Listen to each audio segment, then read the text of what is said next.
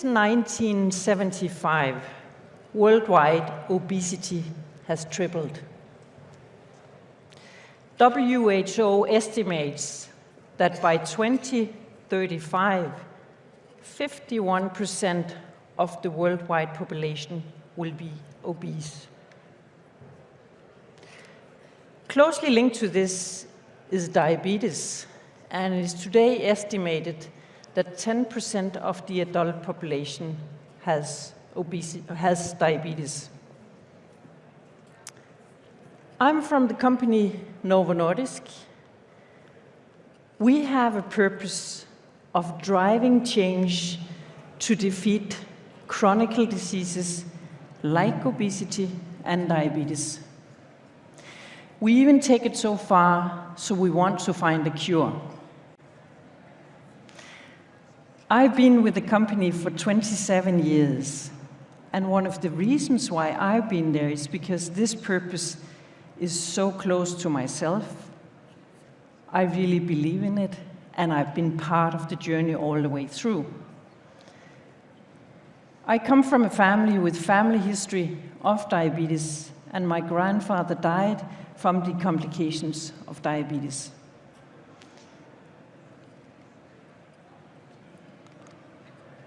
So I'm very keen on the GBS agenda as well.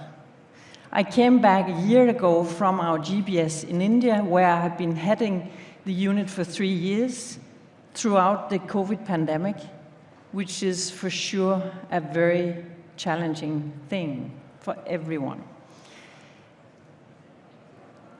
And I'm going today to tell you a bit about some of the things we're working on in a huge transition.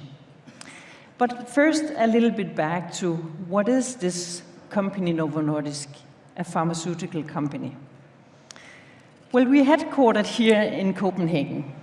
This is where we were founded 100 years ago, so this year it is actually our 100-year anniversary.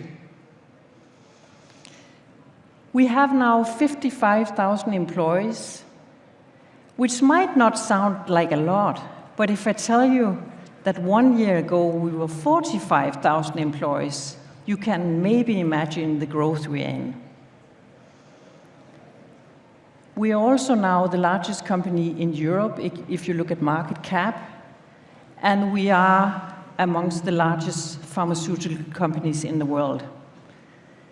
So you might not have heard about us, and we have lived well with that, but now something is changing. So we are looking into a reality where we grow like you haven't seen it before. I've been trying to find similar cases of companies who has grown so fast, and I haven't been able to find it.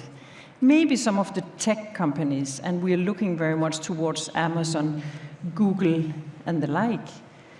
But here we are in the pharmaceutical business, and for those of you, I know there are quite a number of the colleagues here, you know we are a very conservative business with a lot of compliance, very resistant to change, and very close amongst ourselves.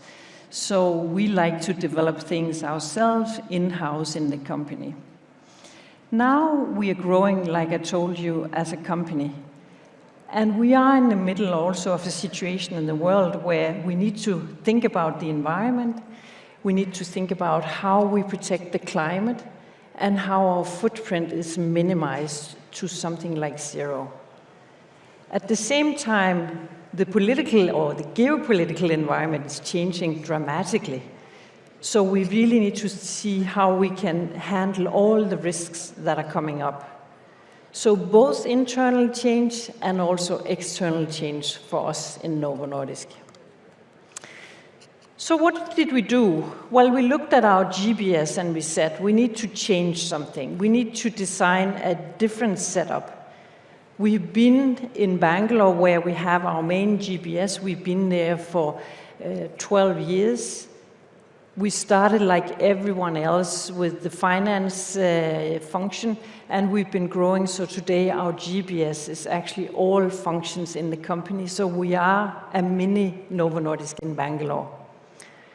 4,000 employees are now in Bangalore, and here we had to think of what new design criteria do we want to apply, because probably it's not enough with one GBS who just keeps growing in one destination.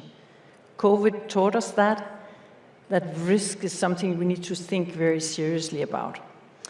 So we decided that the first design criteria was we wanted to mitigate these geopolitical risks, and we also wanted to make sure we could cover all time zones.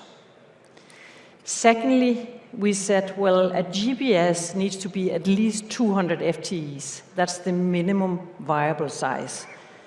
Due to culture, due to cost of running a unit, due to actually being able to drive some scale. Then we also said we need to make sure we are more flexible and scalable. So we need to focus a lot on where can we actually do things right and in which destinations.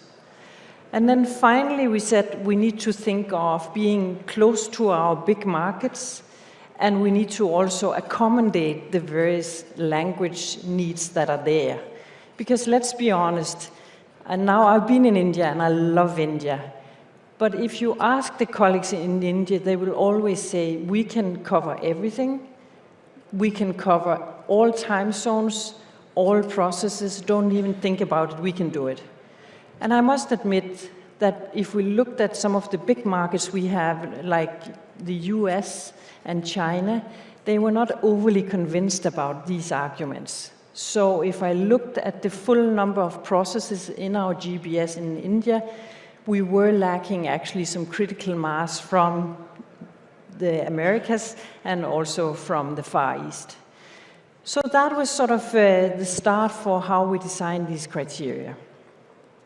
But going a little bit back to the journey we've been through with our GBS. We started, as I said, in Bangalore, India, with the finance function, and more functions came along with quite quickly. So we moved on, we added reliability so people could trust in us. Then we started talking about we add value by standardizing. Then we said we're also simplifying.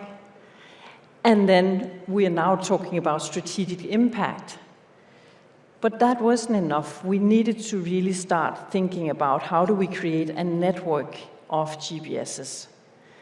I see some of you nodding, and I know you've been in similar considerations. And some of you already had, we saw Maersk and Pepsi already have a lot of these. But if you're in the beginning of that journey, it's actually a bit of a worrying thought. How do we add more destinations? How do we select them?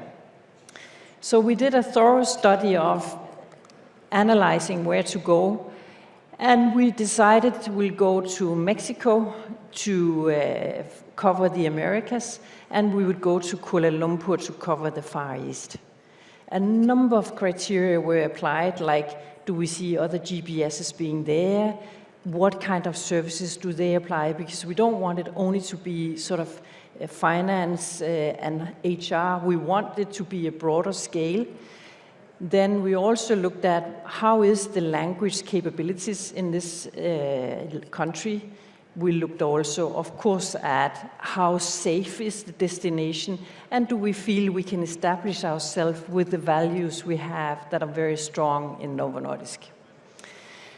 So we said we want to focus a lot on using this opportunity to focus even more on standardization, using the opportunity to also build some centers of excellence, and then, of course, being able to help Novo Nordisk achieve the global strategy, which is very much about moving into new chronic diseases, being even more ambitious and growing, building on the growth we see today. So by doing this, we also said we want to make sure that we can support the countries thoroughly with the language and the time zone. So we started out now with Mexico, and one of the key learnings from that is you're very ambitious when you start on this journey, and I must admit we were also too ambitious, especially time-wise. It does take time. no matter whether you speak to consultants and they tell you, oh, you can buy our services and you can even buy a unit for us more or less, and then we hand it over when you're ready. It does take time to figure out what kind of setup do we want, to then establish the setup, to start to figure out what kind of structure do we want in that particular hub, and also figure out the network that you're going to establish. Is it going to be hub and spoke? Is it going to be multi-hubs, etc.? But we have decided to start with Mexico City, start pretty simple with the services or the processes that are sort of very closely linked to our US and our South America's countries. So identify the local processes so we don't interfere with the very strong global processes we have in our GBS in India. So now this is a little bit more than 1 year ago, the decision was made by our executive management, and from 1st of January, we will actually be ready to have the first hires in, and by the end of first quarter, the first processes will be running.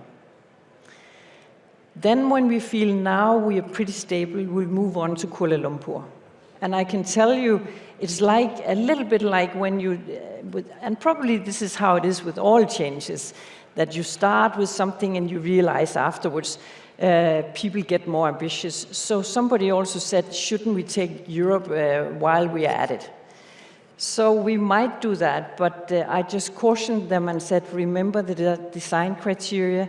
It should be minimum 200 employees, and then we need to look at the risk. And right now, with Europe actually being very close to war, is it now we want to establish ourselves in Europe, or at least do we want to go to Eastern Europe, where most of the GBSs are still, or do we look at something else? So we agreed on, let's start now with Mexico, Kuala Lumpur, and then we look at Europe afterwards. So one of the challenges we then see as a company, because I've told you there are challenges linked to, of course, this whole thing of establishing yourself. But one of the challenges we have seen very much is we are very strong in the functions, very siloed. So it's the stakeholders in the silos that actually decide on what's the scope of the processes. It's them who also decide on which processes do we want to standardize or simplify. They also want to decide on talent.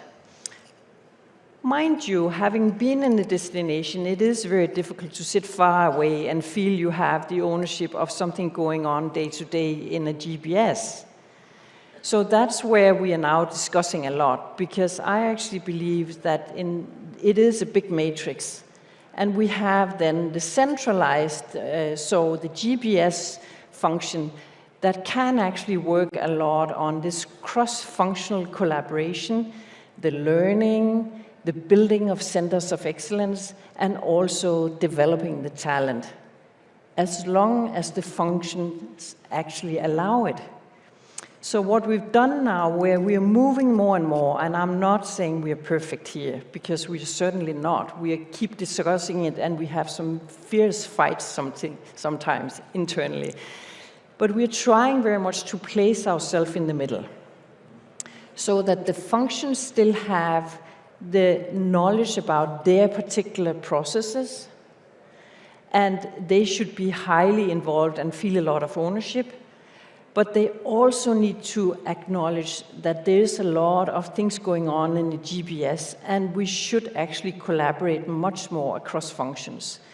So what we are working at now is to establish a reporting structure where it is a 50-50. So 50% belonging to the functions, 50% belonging to the GBS. So that day-to-day management, culture, sort of leadership development, all of these things happens locally alongside with developing centers of excellence. And then the functions still come and say, this is how we want the global processes to be run, and this is what we see when it comes to innovation, etc. So you could say aren't you then stuck in the middle? Maybe. Or I would say, well, it is kind of a hybrid model, and I think it's where we take the best out of the matrix setup. So what would I actually then say if I look back to where we were before, with very strong functions, with a very strong setup in Bangalore, and with very capable employees? Well, I would say that what got us here is not going to get us there. Meaning that we have been successful in the past. Somebody might challenge me and say, do you find it being very successful? It's taken you so many years to get to where you are today with 4,000 employees. And I would actually tend to agree. I think Pepsi, they've done it much smarter. GSK, if there's somebody from GSK, I believe you've done it much smarter as well and much faster. But with the heritage we have of a very consensus-driven company, we still feel that getting us to where we are today, we feel quite successful.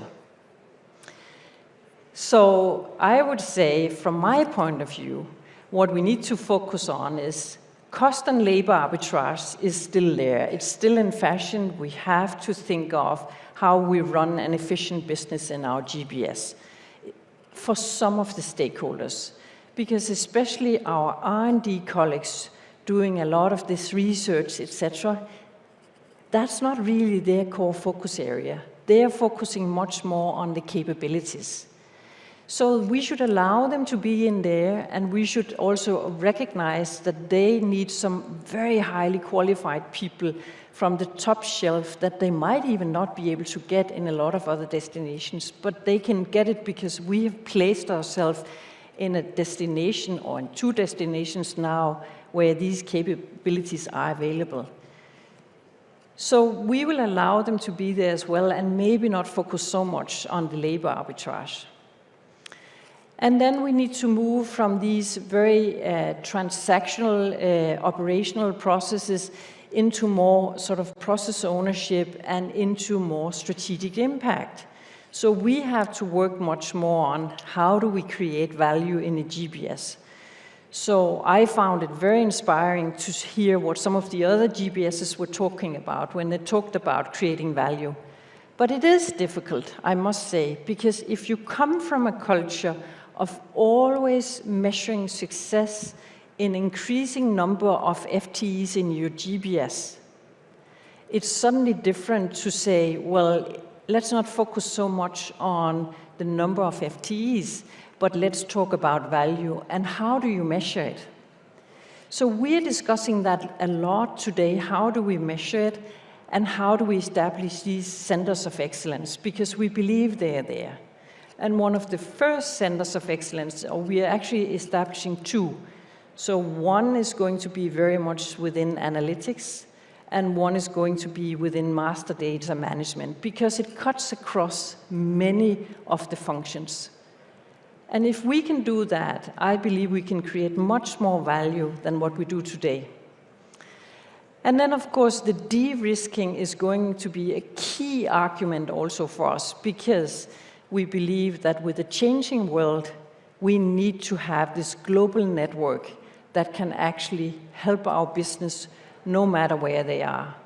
And if we want to drive change to defeat chronic diseases like diabetes and obesity, we need to be very efficient and very focused. And by offering the business to be very focused on the purpose and driving this change, the GBS can actually provide a lot of sort of back office support and sometimes even also front office support by using the scale, the network, and all the language abilities. So we believe that is going to be our winning formula in Novo Nordisk. Thank you so much for your attention.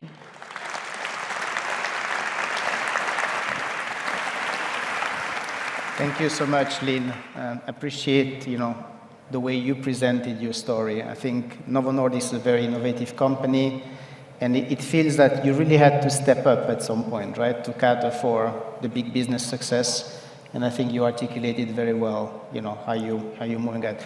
I guess the first question I would like to ask you is, if then suddenly your workforce doubles because you have, even more success than you anticipated, do you feel ready with your principles and some of the building blocks you put in place to cater for demand that will come out of disproportionate business growth? It's a very relevant question. I mean, because we are growing extremely fast these days. And as I said, it took us longer to establish Mexico, but I think we can actually cater because we are trying to do a scalable model in Mexico, not taking too many processes, but fewer processes with more people involved. And then we also have very down key, we have offices that can actually scale. So the two components of having space for the employees and also having few processes where you have critical mass, I believe is the winning formula. You can scale. And then of course we are also building on the learnings from Bangalore when we establish Mexico, and we'll do the same when we establish. So hopefully I can establish Kuala Lumpur even faster. Great. So we're looking forward to hear about next year if you keep growing with the success you had so far.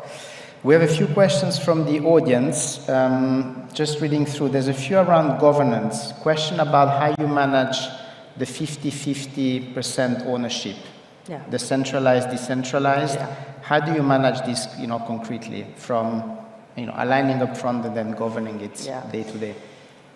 So it's not like I have a massive winning formula, because it's very sort of down to earth, where we try to describe roles and responsibilities of what's happening in each of the 50%. But at the end of the day, for the individual employees, it's very much your goals, your job description, and also the way you are being evaluated and getting feedback from your managers. That's very important. So we're working on those components, making sure that both the manager from the function and the manager from the GBS gives input to these 4 elements. That's right, talent. Okay. And then for future processes, if you plan to move more, you're going to apply the same principle, I assume, that the one you shared here, also in terms of ownership. Yeah. And sorry, and if I can just quickly link to one of the questions we have here from the audience, is do you have global process owners in place today? If I have global process owners, so yes. Who you do have? So a very good question, and the global process owners are sort of sitting in the functions and are very strong. So, and they should be, because we want global processes. So right now the setup is that Bangalore is going to be the place for the global processes, and then the sort of criteria we're working on now is that Mexico and Kuala Lumpur will be local processes, and eventually we'll move them to become global processes and move them to Bangalore. So it's going to be an iterative process, and as we move along, probably we're also going to make Mexico and Kuala Lumpur into global processes, because at the end of the day, we want to get to a follow the sun setup, because otherwise, why establish ourselves in several destinations? Absolutely. Good. Just looking at a few more questions. I think the governance we covered. I think you touched on it, and the value of shared services beyond cost arbitrage. I think you talked about capabilities. Maybe, so the question is, what additional advantages beyond cost optimization do you envision you modernized GBS bringing to the organization stakeholder? Can you just maybe give a little bit more detail on the capability play, the de-risking? I think you mentioned a few. It's actually a very interesting question, because I showed the journey we've been on with our GBS. And let's be honest, when we started out with our GBS, it was very low cost, both the sort of the setup with the offices, but also the employees, newly educated, low salary, etc. When you then move to standardization, simplification, etc., you need some more skilled employees. And that is a journey we are on as well, to upgrade the employees. But then when they come in, the more skilled employees, they also have more requirements to the organization. And that talks back to the matrix, because that comes from local leadership. You can't sit and control this on a distance when people have a lot of requirements to developing themselves, etc. You should do it, of course, in collaboration, but local leadership is key to this in my mind.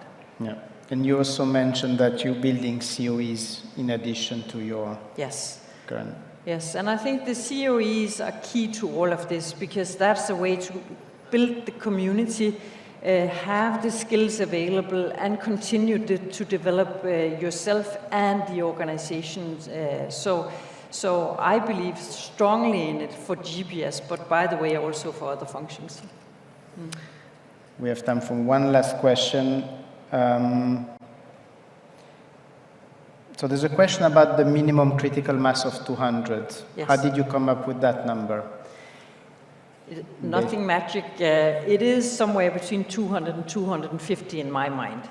And the reason for that is you need to have critical mass to really make sure you have a culture of people really feeling they belong to something, of having also people, if somebody gets ill or moved to another company, you can't just sit there and say, oh, we need to hire in another one. You need to have critical mass. So it simply comes from the learnings we had from our individual functions, but also by asking a lot of you, what is your point of view? And we asked several consultants just to make sure we didn't get one answer and was way off. And people say in general 200 to 250, that is minimal viable size. And then I can tell as a fun fact, I report to our CFO. So he looks at the economy and he says, well, that's what I can live with, that's the 200 to 250. So that's how it came up. Excellent.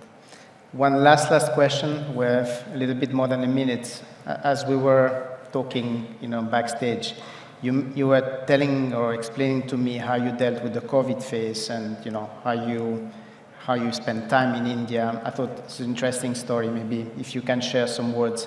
How did you make sure people felt still a sense of belonging to the company and, would wake up in the morning thinking about Novo Nordisk and their contribution? Yeah. So I stayed in India during COVID, and it was, of course, very difficult because India went through especially a second wave that was very tough. And employees were spread all over India. But I very, very early found out, well, I need to get the employees back to office as fast as possible. So we did that 3 times. Numbers went up, COVID numbers went up. We sent people home. The minute they started to go down, and our doctors have said, now they're going down and we believe in it, we asked the employees to come back. So we did that, and we got a very good muscle around this, getting people back. And why did we do that? Because I thoroughly believe that culture is something you build in the office. You can't build a culture with 100% hybrid employees. It's so difficult with young employees, with a lot of newcomers, etc. You need to have them back in office. So whenever they came back to office, we were celebrating, we are having a lot of getting together events. And I thoroughly believe that this is the reasons why we as a company have not been struggling with difficulties in getting employees back to office after 2 years of work from home. I discussed it in NASCOM, our industry association, where a lot of us were sitting, and there were different models, but I kept being the one fighting for we need the employees back, and then we live with the risk that COVID might come back. And it did, and then we sent them home. But at the end of the day, today we have employees in the office, and they're there somewhere between 3 and 4 days a week. The reason why it's not 5 days is due to Bangalore traffic. We all know Bangalore traffic, so we have sympathy. Lene, thank you very, very much for sharing your story. And please, round of applause for Lene. Thank you.